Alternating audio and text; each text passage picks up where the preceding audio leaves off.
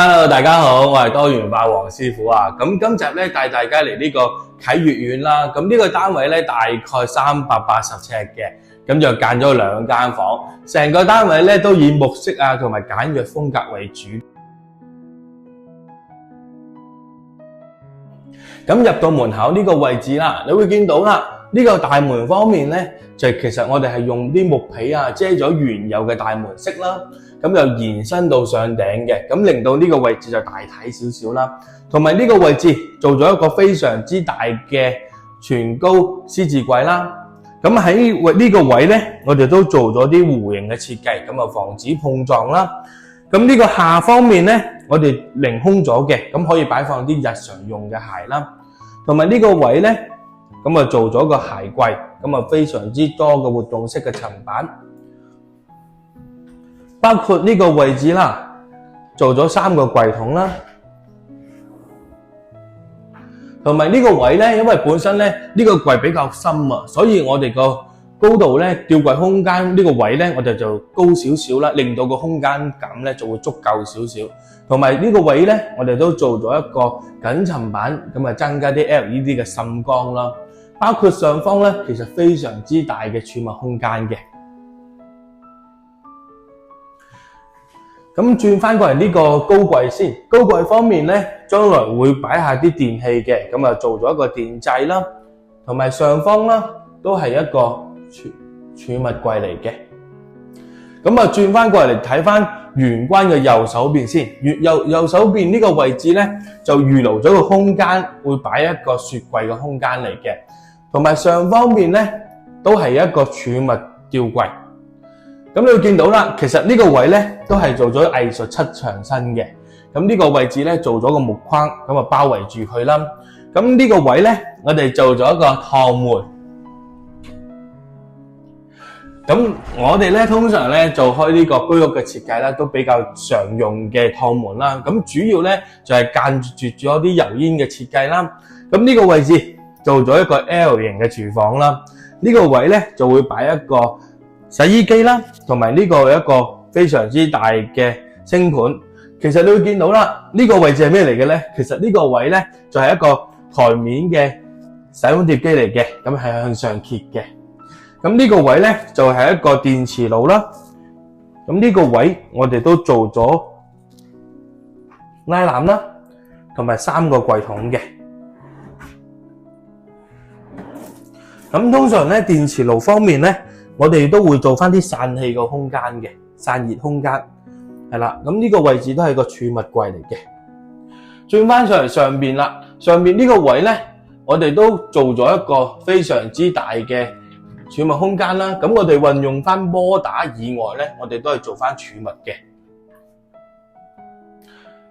好，轉翻過嚟呢個位置啦，其實你會見到啦。背面咧，其實係唔係一個瓷磚嚟嘅，係一個硬板嚟噶啦。咁硬板嘅作用咧，令到佢大塊啲，唔會有啲拼接口啊。咁清潔起上嚟咧，就比較容易啊，同埋舒適嘅。咁呢個位置咧，非常之大嘅儲物空間。咁我哋咁樣睇可能好啲。同埋你會見到啦，其實天花方面咧，我哋係採用咗呢個蜂巢嘅天花嘅。咁呢個位咧，就將來會擺一個蒸焗爐啦。係啦，咁啊上邊都係個儲物空間嚟嘅。好，咁我哋向後褪先，介紹翻廁所先。廁所呢個位咧，我哋係做咗一個木色嘅門啦，因為係想對應翻成個設計嘅。咁啊打開咗之後咧，咁就你會見到啦，坐廁係改咗位嘅，咁都做咗一個電動坐廁啦。咁首先介紹翻個企缸位置先。企缸位置咧，我哋改咗坐廁方面咧，其實呢個空間咧，非常之闊落啦，包括我哋都做咗一個2接嘅趟門，係啦。咁呢個位啦，就做咗一個坐廁啦，就電動坐廁啦，同埋咧就做咗一個台下本嘅設計嘅，咁可以延伸過嚟啦，可以擺放啲儲物空間啦，或者日常用開嘅嘢。咁鏡櫃方面咧，我哋唔係做咗一個全鏡櫃嘅設計嘅，咁啊留空咗呢個位置，咁可以擺翻啲日常用品啊，方便攞嘅。咁啊呢個位置就係一個鏡櫃儲物空間，咁啊做咗啲玻璃啦，係啦，空間都係做咗一個蜂巢天花啦。咁呢個咧就有少少特別嘅，呢個係一個浴室寶嚟嘅，但係佢有照明嘅空間嘅照明嘅作用啦。咁其實都比較罕見嘅，但係做咗出嚟咧都幾靚啦。咁行翻出嚟先，行翻出嚟咧，你會見到啦，呢幅係特色牆嚟嘅，呢幅都係特色牆嚟嘅，咁係一個藝術漆嘅圖層啦。咁你會見到啦，轉咗過嚟，成個連通個空間。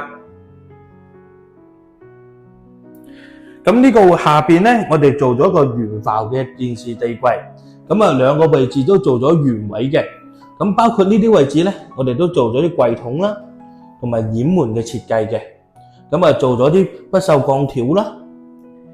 咁啊轉翻過嚟呢個位咧，因為本身咧我哋呢個位置如果淨係一幅牆咧比較單調啊，所以我哋呢個位咧，我哋做咗2件層板啦，可以擺下啲飾物啊或者其他嘢都可以嘅。咁呢個位咧就係一個暗門嚟嘅，咁啊通向主人房嘅。咁啊陣間先講。咁你會見到啦，呢個咁啊近窗呢個位置咧間咗一間客房啦。你會見到咧，其實我哋係做咗一個框框嘅玻璃門嘅，同埋一個屏風啦，或者間牆屏風嘅設計啦。咁你會見到啦，其實呢個位咧個上方咧就係有條路軌嘅。咁其實呢個路軌嘅作用咧係做一個窗簾嘅設計啦。需要嘅時候咧拉開咗之後咧就可以做咗2個空間啦。咁啊首先介紹翻房間先。房間呢個位置你會見到啦，呢個位咧就係一個1拖2嘅冷氣機啦。咁呢個位咧我哋如果太多喉咧會比較肉酸啊，所以我哋做咗一個木板啦，咁啊增加啲 LED 嘅滲光嘅。咁啊轉翻下邊呢個位就做咗一張3尺半嘅油壓床啦。咁呢個下方咧我哋都可以採用翻做咗3個櫃筒嘅。咁啊轉翻過嚟呢邊呢個位咧非常之大嘅全高櫃啦。咁呢個位咧我哋都做咗啲櫃筒啊，同埋留空咗呢個位置，咁啊做咗個飾櫃嘅，或者一個常用嘅空格櫃啦，咁就可以擺放啲日常用品啦。咁啊轉翻呢個嚟呢個位置，非常之大嘅儲物空間。好，介紹翻呢個先。呢個位咧，因為本身咧業主絕對掛衫嘅功能咧非常之大啊，咁啊全部都係掛衫嘅。咁呢邊掛衫啦，同埋啲活動式嘅層板啦。咁啊睇翻呢邊都係啦，我先打開咗先。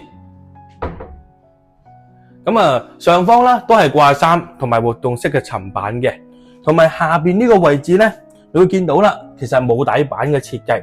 咁業主可以擺下啲行李架都可以擺入去嘅，行李篋都可以擺入去啦。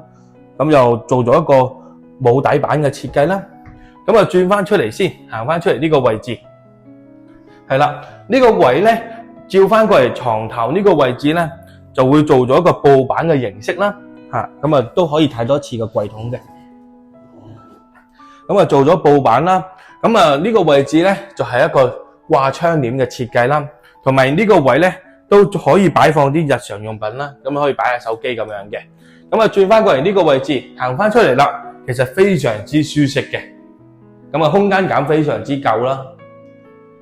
咁我哋介紹翻主人房先，行翻過嚟主人房。咁由暗門行入嚟先。咁啊主人房方面咧，咁啊一開門咧就會見到一個非常之大嘅全高衣櫃啦。咁呢啲位置我哋都做咗啲弧形嘅設計嘅。咁啊首先介紹咗呢個，做咗一個一門到頂嘅設計。咁啊上下咧都可以掛衫嘅，下邊咧我哋做咗一個活動式嘅層板啦。咁呢個位置做咗一個全身鏡嘅，需要嗰時都可以用到啦。好，轉翻過嚟呢個位置，都係做咗一個掛衫嘅用途啦，同埋做咗3個櫃筒。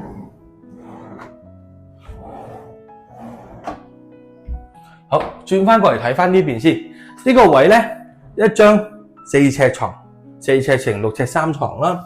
咁係一個電動油壓嚟嘅。咁我哋打開嘅時候咧，我哋先講咗吊櫃先。吊櫃方面咧，呢個位置咁啊非常之大嘅吊櫃空間啦。因為如果呢個位置做直角咧，容易碰撞啊，所以呢個位咧我哋做咗弧形嘅設計，包括呢個都可以擺下啲飾物嘅，同埋都可以擺下啲書本啊或者儲物空間。咁呢個位咧，我哋都做咗啲 LED 嘅滲光啦，同埋有張書台或者梳妝台嘅設計嘅，係啦。咁喺下方啦，我哋都做咗一個櫃桶啦。咁打開咗之後咧，其實入邊個空間咧都非常之大嘅，係啦。咁我哋閂翻落嚟先。咁我哋喺床頭呢個位置，除咗做布板以外咧，我哋都增加啲點綴嘅，做咗啲籮坑設計啦。